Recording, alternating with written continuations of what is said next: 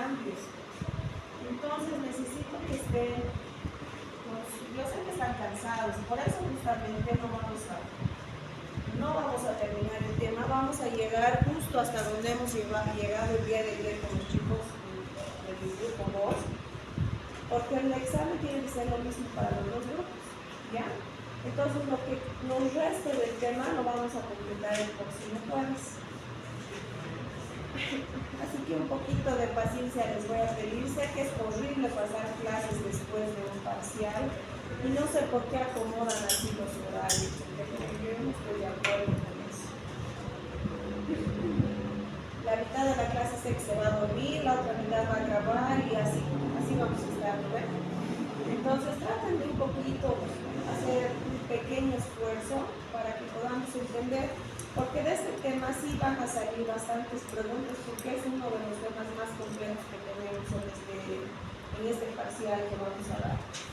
Lo bueno es que se está partiendo en dos, la mitad va a entrar ahora y la otra mitad va a ir en su segundo parcial, ¿ya? Entonces vamos a entrar a hablar de los cambios fisiológicos del embarazo.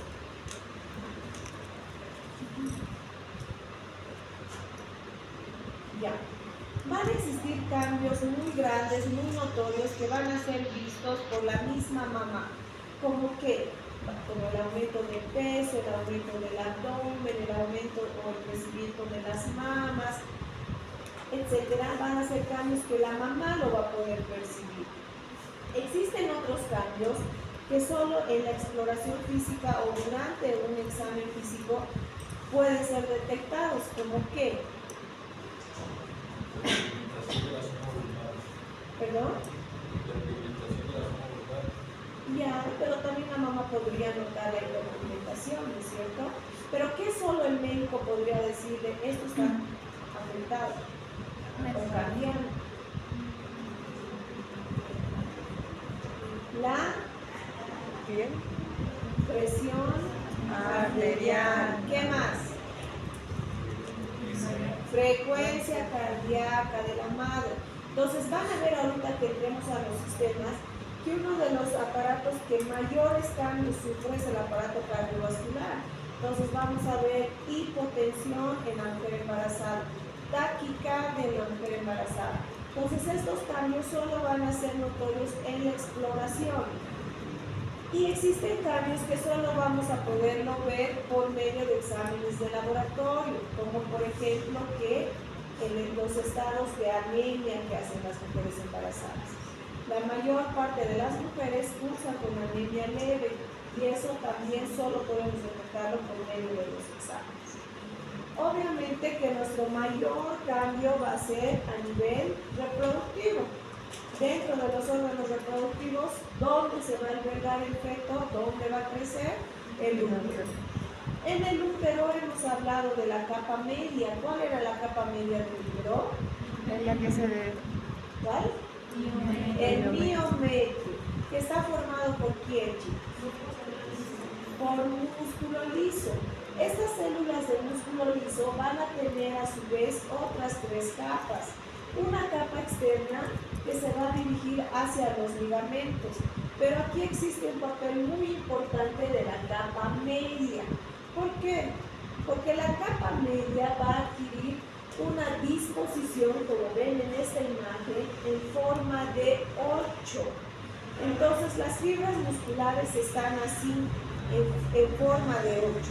En medio de las fibras musculares va a discurrir o va a pasar un vaso sanguíneo en medio de cada una de las fibras musculares. ¿Por qué creen que pasa esto en el embarazo?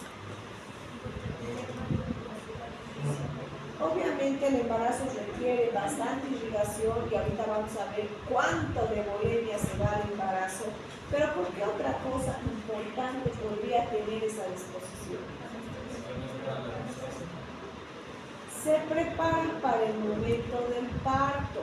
Entonces, que los vasos sanguíneos estén pasando en medio de las fibras nos va a servir como ligaduras. Entonces, cuando el bebé nazca, lo que hace el útero es contraerse. inmediatamente empieza a contraerse. ¿Para qué? Para que disminuya el sangrado. Esa es la finalidad mayor de esto.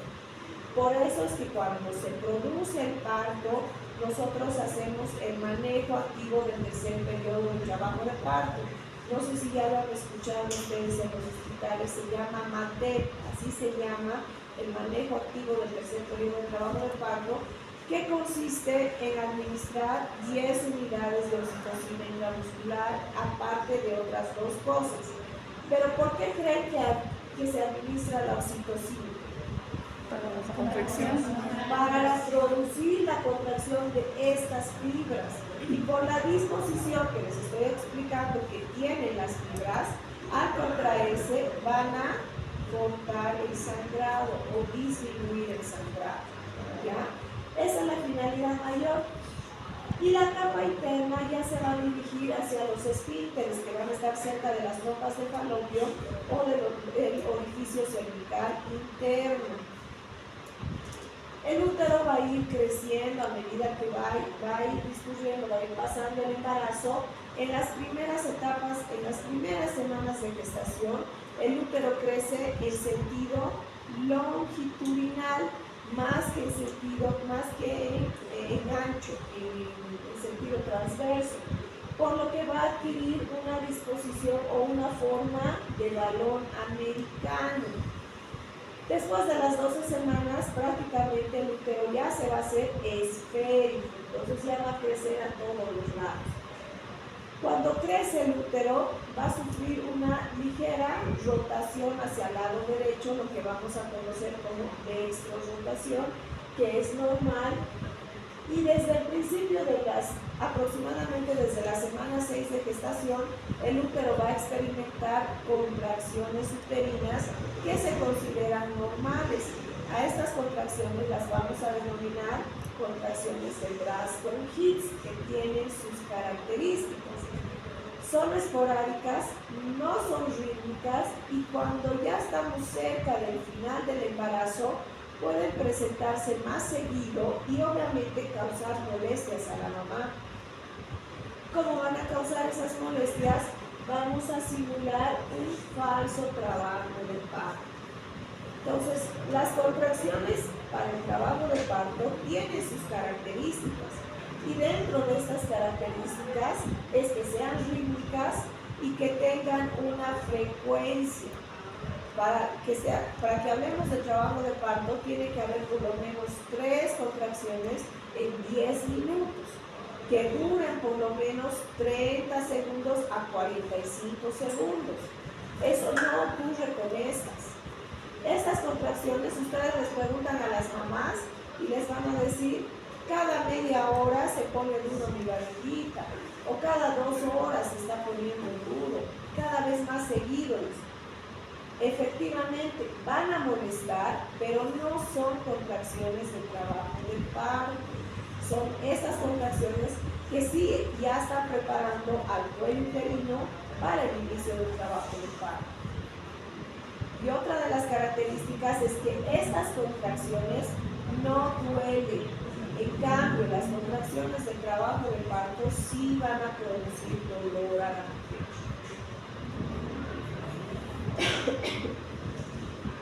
La perfusión que va a estar dirigida para la placenta va a ser netamente dependiente del flujo uterino total. O sea, toda la sangre que va a ser dirigida hacia la placenta solo depende de la mamá. Y vamos a tener aumentos, por ejemplo, al término de la gestación va a ser de 450 a 650 ml por minuto. Esto estamos hablando a nivel de la placenta. Ahora, las contracciones uterinas que hablábamos hace un momento, mientras más intensa se presente una contracción uterina, menos flujo sanguíneo le va a llegar al feto. ¿Qué quiere decir eso, chicos?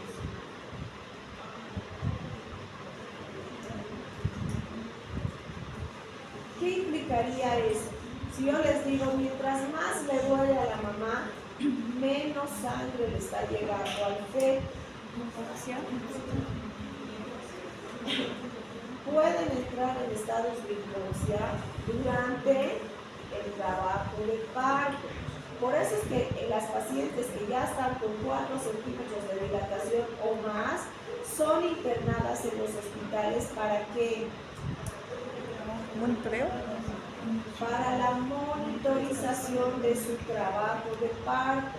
Por esto, porque en cualquier momento un trabajo de parto puede suponer una pérdida del bienestar fetal o un sufrimiento fetal agudo, por todas estas cosas que ahora estamos hablando. Esta parte quiero que la recuerden durante todo el tiempo. Todas las mujeres embarazadas van a estar en un estado de vasodilatación durante todo el embarazo. Esa palabra vasodilatación está presente en todos los sistemas: cardiovascular, respiratorio, urinario.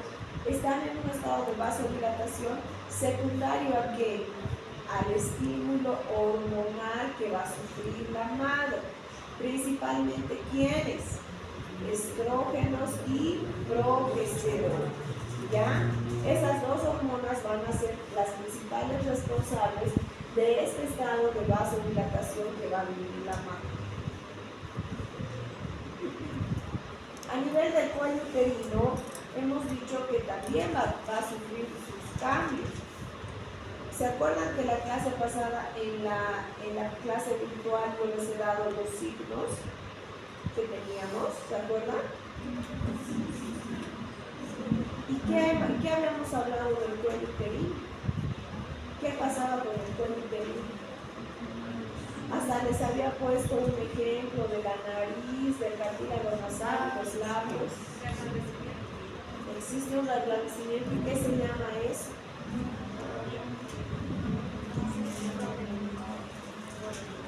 ¿Qué signo se llama?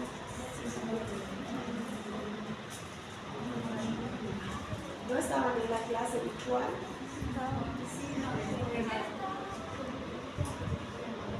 Porque sería uno o dos más hablaban después.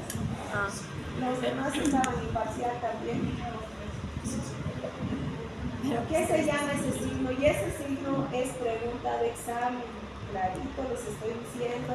Y es para escribir también. Así que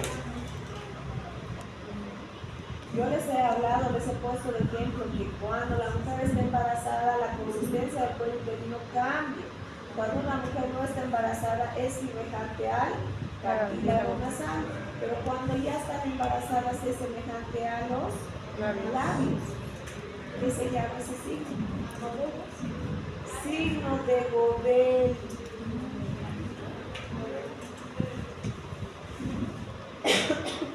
Entonces, en el cuello uterino, además, hemos hablado en la clase de anatomía que existen una serie de glándulas cervicales. En el embarazo, esas glándulas cervicales se van a encargar de producir abundante moco desde las primeras semanas de gestación y durante todo el embarazo. ¿Para qué?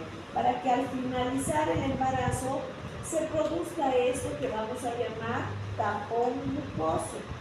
Muchas de las mamás acuden a la consulta. ¿Por qué?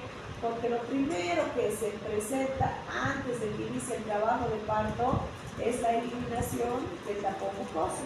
Y muchas veces ellas lo conocen como la seña para el trabajo de parto. ¿Ve? Acuden y nos dicen: he eliminado ya la seña para mi parto. Y es esto.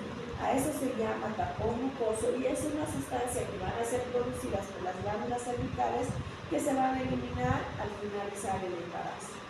¿Qué también pasa con el cuello uterino? Como la consistencia del cuello se va a tornar más reblandecido, va a volverse más friable. Entonces, con traumatismos pequeños, como por ejemplo la toma de un Papá Nicolau, el cuello uterino puede sangrar fácilmente. Ahí es donde tenemos que tener cuidado y obviamente decirle a la mujer embarazada que si vamos a tomar el Papá Nicolau puede tener un pequeño sangrado, cosa de que cuando llegue a la casa y manche el calzoncito, no se asusten, ¿no ven? Porque va a pensar que le hemos hecho un daño grande al hacer el Papá Nicolau, pero es simplemente eso. Por eso es que ustedes tienen que explicar eso a las mamás. A nivel de los ovarios no va a haber cambios mayores, excepto que ya no va a haber ovulación durante todo el embarazo. ¿Ya? Lo que hablábamos hace un momento, el cuerpo amarillo va a funcionar hasta la semana 6 a 7 de gestación y se va a encargar de qué? ¿De qué se encarga el cuerpo amarillo? De nutrir al embarazo. ¿Ya? Una vez que el cuerpo amarillo deje de funcionar, ¿quién se encarga de eso? La placenta. Además, el cuerpo amarillo, ¿qué va a producir? Progesterona. Y cuando ya no haya cuerpo amarillo, ¿quién produce progesterona? La placenta. ¿Ya? A nivel de las trompas de falopio también puede haber una pequeña hipertrofia durante el embarazo y en algunas pacientes pueden presentarse quistes paratubáricos. Estos quistes, a medida que el útero vaya creciendo, pueden empezar a comprometernos y causar torsión del quiste. Pero eso no se presenta en todas las mujeres embarazadas, pero hay esa posibilidad. Esto lo van a leer, es lo mismo que hemos hablado en la clase pasada. Son los signos que ya los hemos hablado en la clase pasada. Entonces aquí, por ejemplo, está el signo de Godel. Lo van a volver a leer para no olvidarse, porque estos sí van a entrar en el examen. Con relación a la composición y la ganancia del peso de una mujer embarazada, ¿ustedes creen que todas las mujeres embarazadas deben subir el mismo peso? No. ¿De qué va a depender?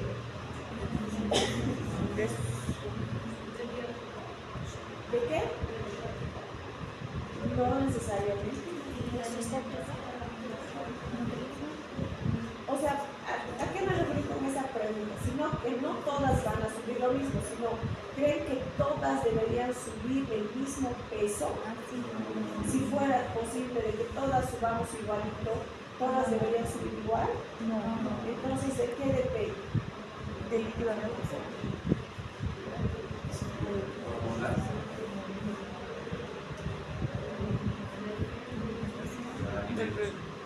Tampoco.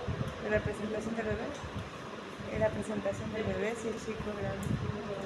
De su estatura. En realidad, el bebé va a depender de la alimentación de la mujer. Tal vez de la estatura. La estatura.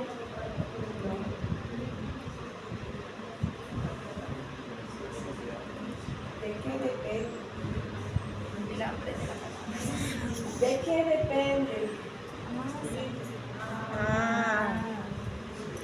Del índice de masa corporal de las mujeres.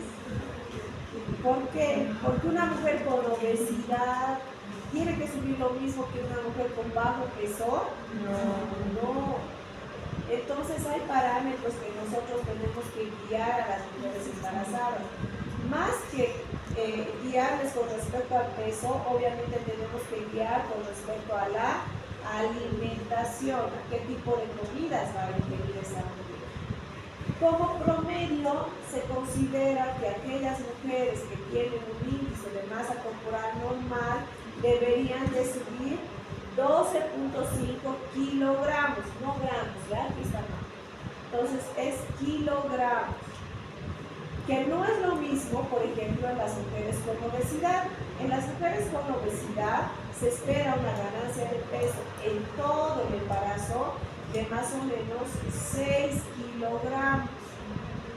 Y de las mujeres que tienen bajo peso, se espera una ganancia de peso de aproximadamente 18 kilogramos. ¿Ya? Entonces eso no se olvide. Ahora, si hablamos en cuánto va a subir por semana, tenemos como promedio en las pacientes con índice de masa corporal normal de 400 gramos por semana. Y en las mujeres con obesidad, ¿creen que es lo mismo? ¿Cuánto entonces debería ser? 300 gramos por semana. Y en las con bajo peso, 500 o 600 gramos por semana. ¿Ya? Entonces hay variaciones que tenemos que tomar tomar en cuenta. Al inicio del embarazo, hasta las 13 semanas, no se esperan cambios notables de peso corporal. En realidad, muchas de las mamás al inicio del embarazo, ¿qué hacen? ¿Qué hacen? Vomitan y por lo tanto, ¿qué pasa? Bajan de peso. ¿Ya? Entonces, al inicio del embarazo no se considera que deba haber cambios sustanciales en el peso. Por eso es que se dice que entre la semana 10 a 13 de gestación solo hay un incremento de aproximadamente el 5%, o sea, poquitito, de las que van a poder engordar. Y aquellas que no, incluso van a bajar de peso, y a partir del segundo trimestre es donde recién van a empezar a aumentar de peso. Y eso es normal. En esta tabla vamos a ver cuánto representa cada una de las partes del cuerpo de la embarazada con respecto al peso. Por ejemplo, aquí tenemos aquí arriba el feto. El feto va a representar una porción importante de aproximadamente 27,2% de toda la ganancia del peso. Y así podemos ver, por ejemplo, la placenta representa 5%, el líquido amniótico 6,4%, útero, mama, sangre, todo tiene un porcentaje. Y vemos, por ejemplo, que el depósito de grasa representa un 26,8%, que es otro de los porcentajes grandes que vemos durante la gestación. Entonces, todo esto tiene su porqué y ahorita vamos a entrar a explicar. Existen hipótesis que hasta ahora se siguen analizando, pero cada vez están más desarrolladas o tenemos más conocimiento sobre esto, que nos dice que la mala nutrición que la mamá puede tener durante la gestación va a afectar la vida futura del adulto de ese ser humano. Entonces, por ejemplo, tenemos mamás que tengan deficiencia de ácidos grasos esenciales como el ácido linoleico, el que ahora está, por ejemplo, tan de moda es el DHA, que todos los complementos nutricionales de las mujeres embarazadas llevan DHA, toditos ahora. ¿Por qué? Porque están justamente trabajando con todos estos estudios que nos dice que la deficiencia de estos ácidos grasos puede condicionar las enfermedades del adulto, como cuáles: la hipertensión arterial, la diabetes gestacional y las cardiopatías. Entonces, por eso es que una mujer embarazada no solo se le orienta con respecto a que tú estás aquí dentro de las que pueden engordar 18 kilos, así que vas y comes las comidas chatarras que quieres. No. Entonces, hay que saber dirigir a la paciente qué es lo que va a comer, dónde yo puedo encontrar estos ácidos grasos esenciales, en qué alimentos se van a presentar. Entonces, ahí es donde tiene que ir nuestro trabajo. No en decirles únicamente, tú puedes engordar tantos kilos, porque eso ya los pueden tomar como que, bueno, me falta, comeré mi hamburguesita, mi gaseosa, y una serie de cosas que no van a ser nutritivas, ¿no es cierto? Ahí es donde tenemos que trabajar. Ahora, los cambios metabólicos que vamos a tener en el embarazo ya los vamos a poder evidenciar desde las primeras etapas de vida, desde las primeras semanas de gestación. Al inicio del embarazo, todas las mujeres embarazadas van a estar en un estado anabólico. ¿Qué quiere decir eso, chicos?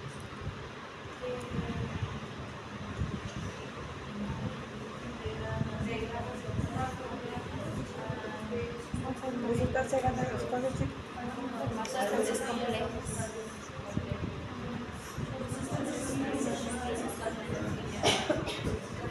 A ver, pónganse de acuerdo. Es de grande a más complejo, de grande a pequeño, es una degradación anabolismo. No, el anabolismo de chicas. ¿Y qué es catabólico? De grandes a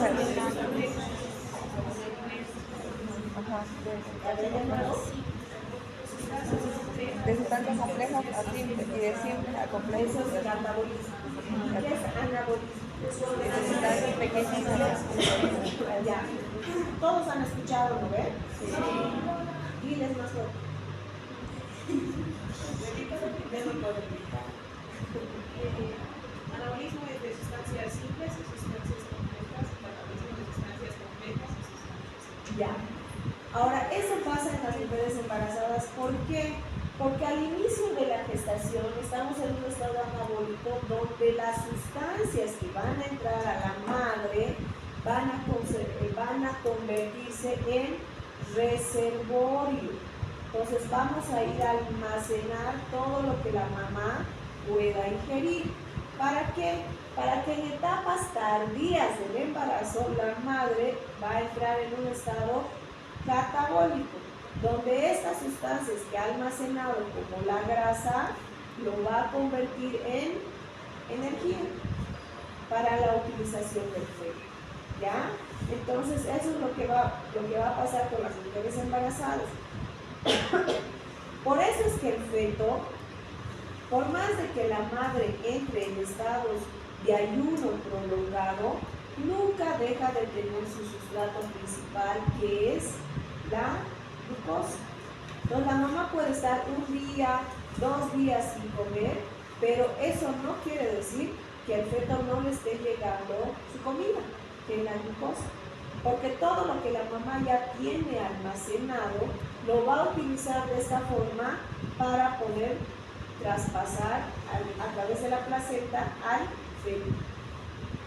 Y por eso es que todas las mujeres embarazadas en el segundo trimestre de gestación deben ingerir, porque además que el cuerpo le va a pedir más comida, y debe comer, porque debe almacenar todo en forma de grasa. ¿Para qué? Para que en el tercer trimestre de la gestación se pueda utilizar esto, ya sea por cualquier vía, por la vía de la lipólisis, por cualquier otra vía, para convertir estas grasas en energía. ¿Por qué? Porque al final de la gestación el feto es donde va a crecer más. Hasta las 18 semanas el feto crece poquito, gramo por gramo. A partir de las 18 semanas más o menos crece 70 gramos por semana, hasta las 28 semanas. Llega a las 28 semanas y el feto más o menos va a crecer unos 300 gramos por semana. ¿Se dan cuenta? Triplica su crecimiento cuando entra al tercer trimestre de la gestación. Y, perdón, 28. Hasta las 28 semanas crece más o menos 70 gramitos por semana.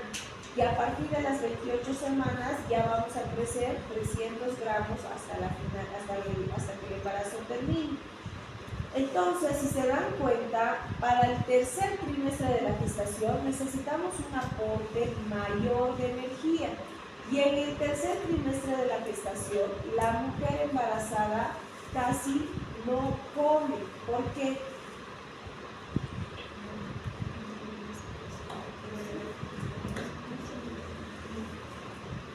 ¿Qué pasa con las mujeres en el tercer trimestre de la gestación? Que es obvio. No. ¿Qué pasa? Por el agrandamiento de la barriga. Existe un efecto mecánico que va a ejercer el mismo útero sobre las vísceras abdominales. Entonces el estómago se va hacia arriba, el intestino se aplasta hacia atrás y una serie de cosas que si la mujer excede en la comida, ¿qué va a empezar a sentir? Molestias, reflujos, arcadas, acidez, etcétera. Una serie de cosas que aunque ella quiera comer, le va a limitar. No va a poder hacerlo de la misma forma que en el segundo trimestre. Y muchas veces incluso que vuelven los vómitos. Por eso es que en el segundo trimestre se hace todo este almacenamiento de grasa para poder utilizarlo en el tercer trimestre. Y por eso es que les decía en la clase pasada que las ecografías del tercer trimestre no me sirven para calcular la edad gestacional, ¿se acuerdan? Sí. ¿Por qué? Porque va a depender del crecimiento del feto, y ustedes están viendo ahora que el crecimiento del feto depende de muchas otras cosas, como es Una mamá que no haya almacenado lo suficiente para su tercer trimestre, ¿qué va a condicionar? Bebés pequeños, ¿no es cierto? Entonces ya depende de muchos factores porque el bebé venga a ser pequeñito o venga a ser grande. Por eso es que las ecografías tardías no nos sirven para el cálculo del horario estacional. Uy, ya estamos acabando. Podemos acabar el tiempo. La mitad ya está durmiendo. Ya. Uno de los cambios más grandes que vamos a ver en la mujer embarazada es a nivel cardiovascular.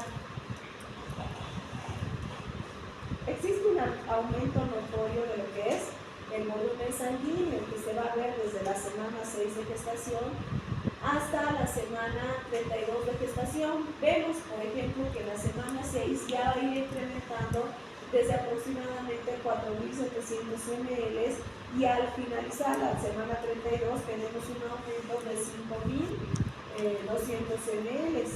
Entonces, esto también está condicionado porque existe un aumento del sistema renina-angiotensina-aldosterona y porque además va a existir una redistribución del flujo sanguíneo. ¿Cuáles son los órganos vitales, chicos, para ustedes? ¿Cuáles son los órganos que nos enseñan, ¿no es cierto? Que primero si dejan cerebro, corazón, riñón y corazón, ¿lo ven? Entonces, cuando una mujer está embarazada, se invierten un poquito los papeles. Y el útero viene a ser uno de los órganos principales. Por eso existe esta redistribución. Cuando la mujer está embarazada, 25% de la volemia está destinada netamente al útero. Un cuarto del gasto cardíaco se va a dirigir solo para el útero. Entonces, esa redistribución va a ocasionar obviamente cambios grandes a nivel del aparato cardiovascular. Va a existir un aumento del gasto cardíaco de aproximadamente el 50% entre la semana 16 a 20 de gestación.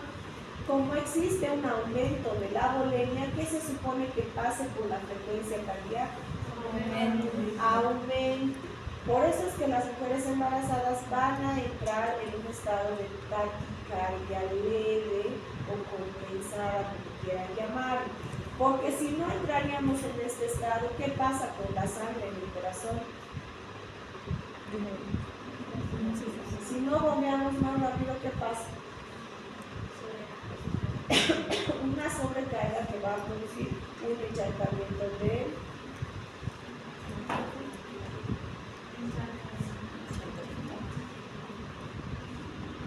ya.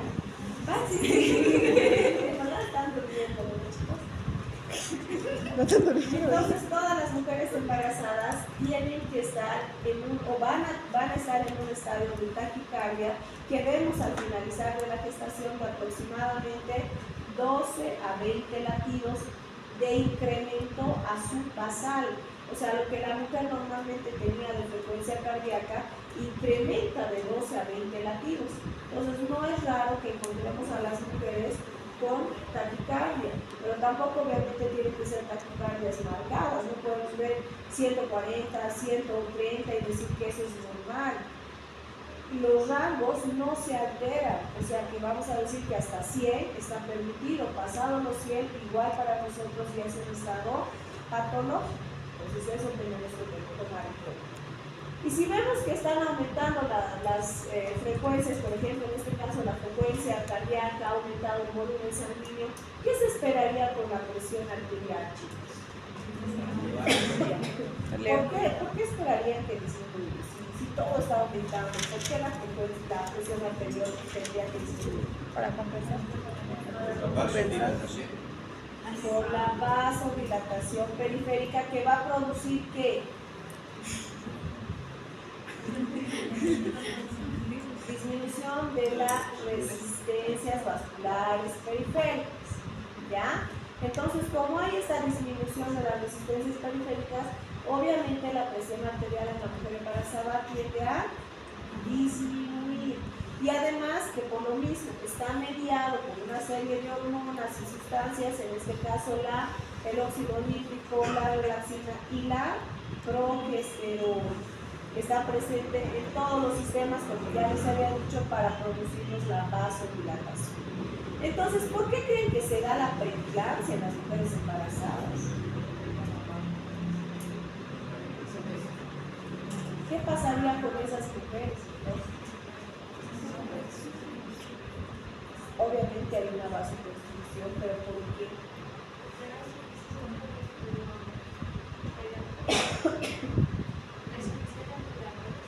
No.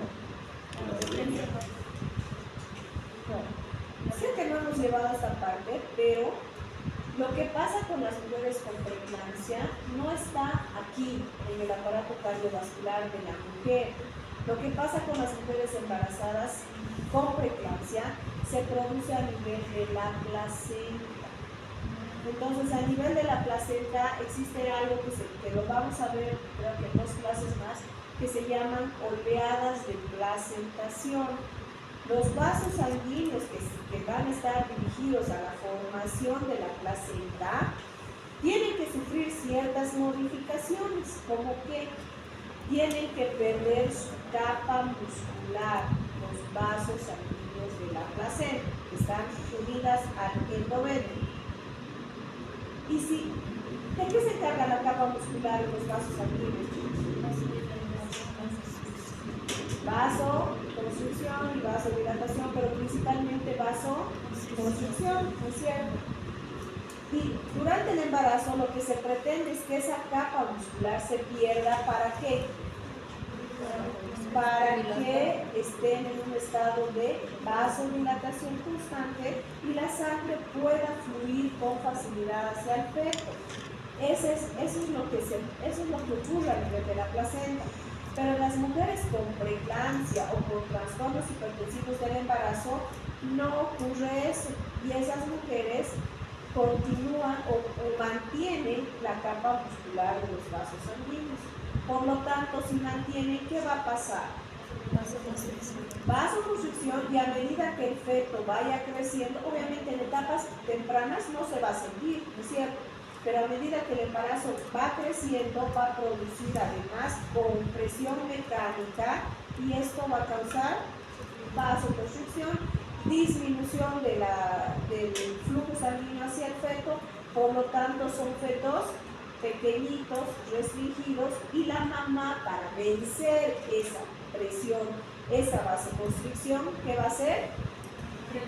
Va a incrementar su presión arterial para compensar eso y le pueda llegar más sangre al feto. ¿Entienden?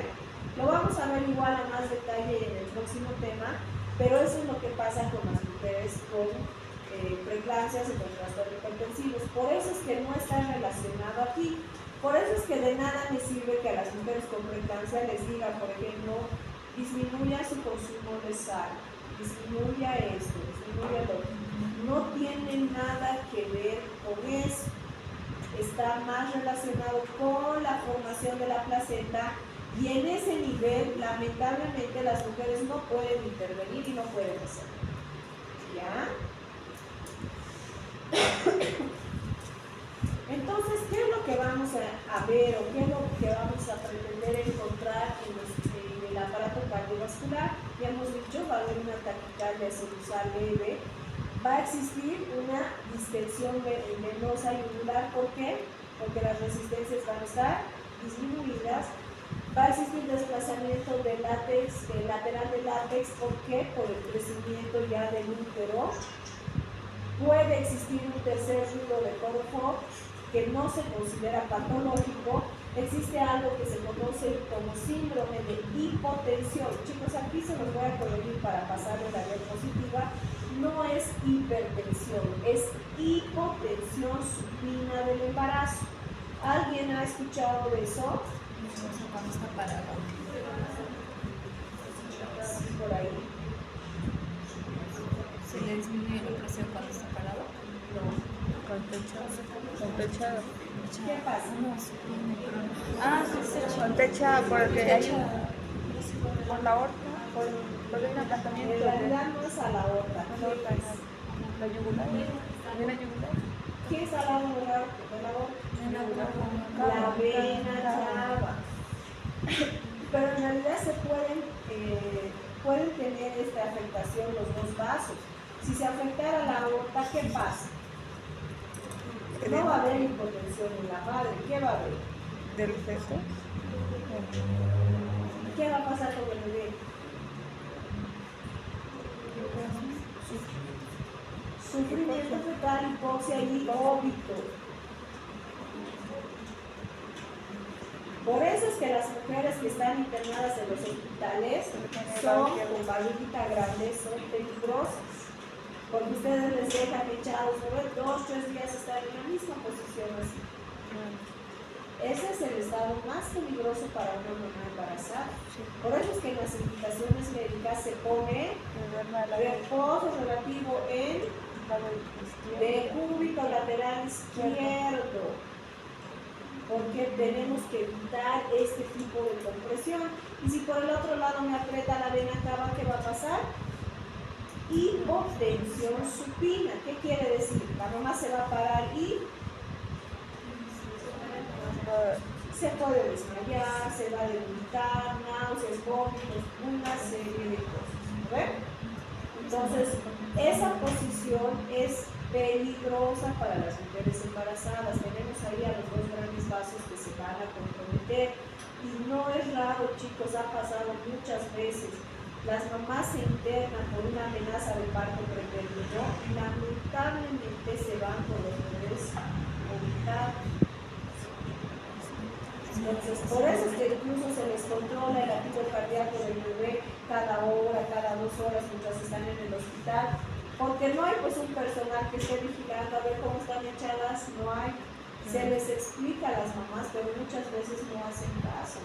Entonces se echan así y en una mala suerte por un tiempo prolongado apretamos estos vasos y el bebé se hunde. Hay que tener cuidado con eso, ¿ya? Entonces, en el aparato cardiovascular hemos dicho va a haber una relajación del músculo liso, van a disminuir las resistencias vasculares periféricas, por lo tanto puede haber edema en los miembros inferiores que se considera normal en las mujeres embarazadas, ya no se considera patológico. Sí vamos a considerar patológico si encontramos edema en los miembros superiores o en la cara.